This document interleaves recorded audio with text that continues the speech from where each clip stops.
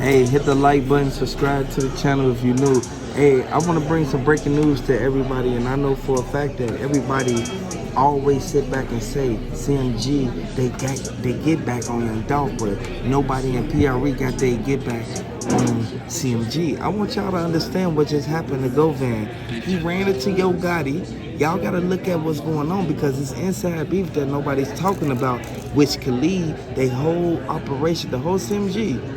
And when I say CMG, the whole CMG, it'll lead the whole CMG to getting a Rico indictment because of the conspiracy that goes on within the clique.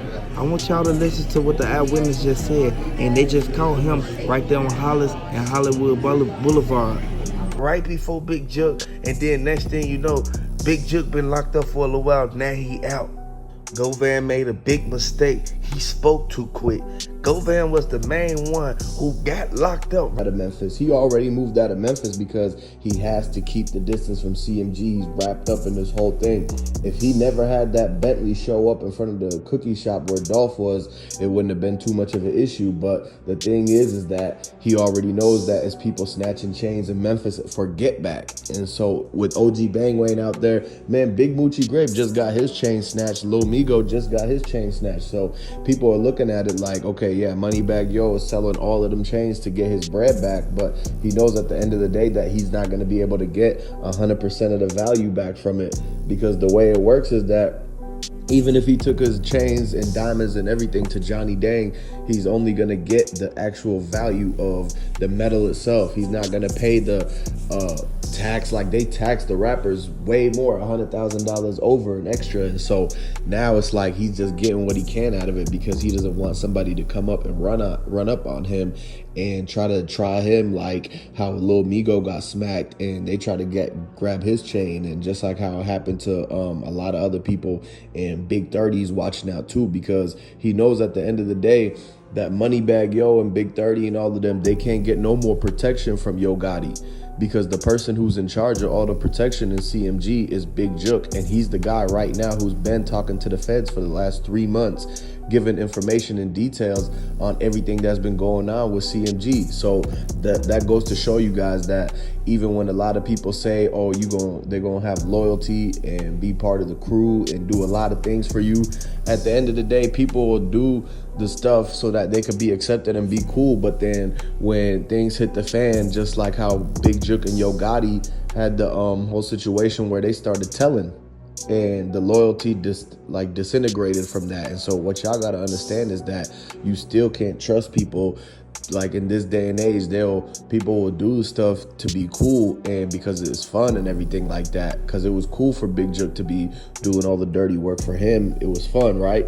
But then when it comes to them getting caught up and the feds coming in and interrogating and sweeping, then they started telling and answering all their questions, and everything that they said that they was gonna do, where they was gonna take the fall for each other and all that, it got thrown out the window because Big Juke doesn't want to have to do 50 years for something that was all over, his brother's beef and stuff like that.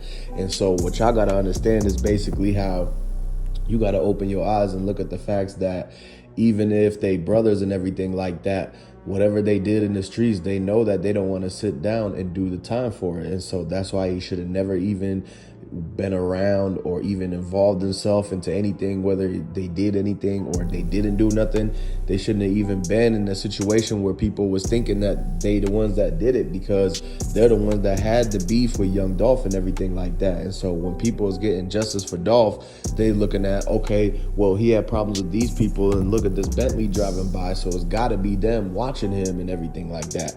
And so that's why a lot of people was quick to look at, okay, yeah, these guys have had beef for a long time, and this is why everything is happening.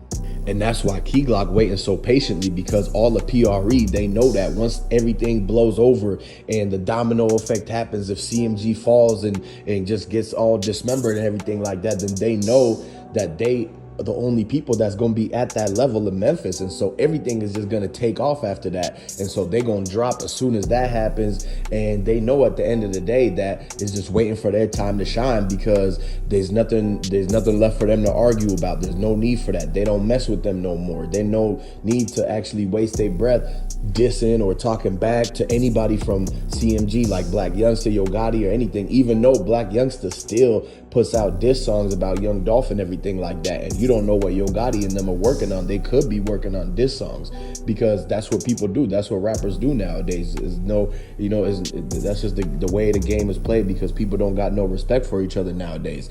So what y'all gotta really understand is the fact that Key Glock and them, they just like, okay, we're gonna sit back and let them just, eat each other up, let them fall out and go crazy, because once the feds come in and sweep, it's gonna be a ghost town, and Key Glock and them are gonna pop out the porch, pop out the woodworks, and they're gonna be able to take over Memphis and the whole South, really, and come together with Gucci Mane, because Gucci Mane really rocked with Young Dolph, like heavy. Out of like most people, he was the one that rocked with him the most. At the end of the day, Key Glock and them know that they not gonna be able to be touched by CMG, because now with the whole sweep in the Memphis and the feds coming in and everything like that, as soon as they got Big Jook, Key Glock knew PRE didn't have anything to worry about, because how is CMG gonna touch PRE when the feds is already watching them over the whole entire Rico case?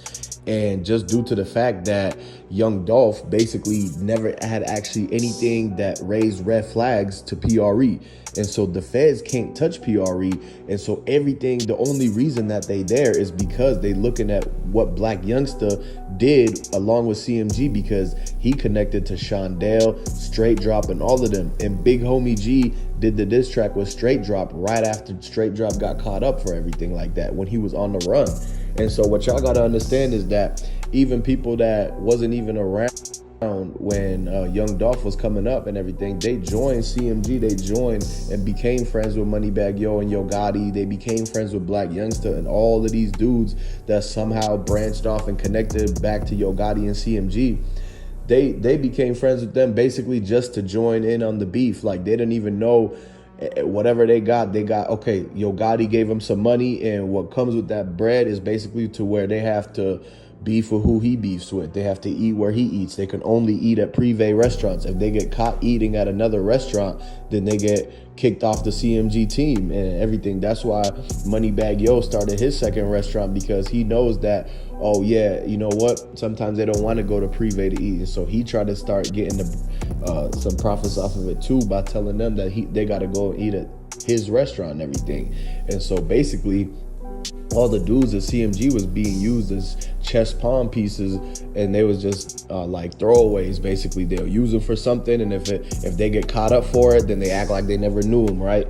And so that's basically how it goes. So while they're telling the dudes, oh, you being loyal to CMG, we gonna reward you, we gonna make sure that we put you on and take care of your peoples and all that. But then at the end of the day, when the feds come and grab them and everybody gets Rico'd and everything like that, once they actually started bringing people in and they booked them in and everything, they got locked up, Yo Gotti and them was nowhere to be found. CMG was nowhere to be found. They didn't even send a law team or nothing like that to help the people get out. And so that's how you know at the end of the day that it's just every man for himself. And if anybody ever tells you that, oh, you get rewarded for your loyalty for doing this or doing that, you can't believe them 100%, because look, even millionaires who say that they got it like that and had a lot on the line, I had a lot to lose and everything like that, they got so much to lose that they had to have somebody else do it.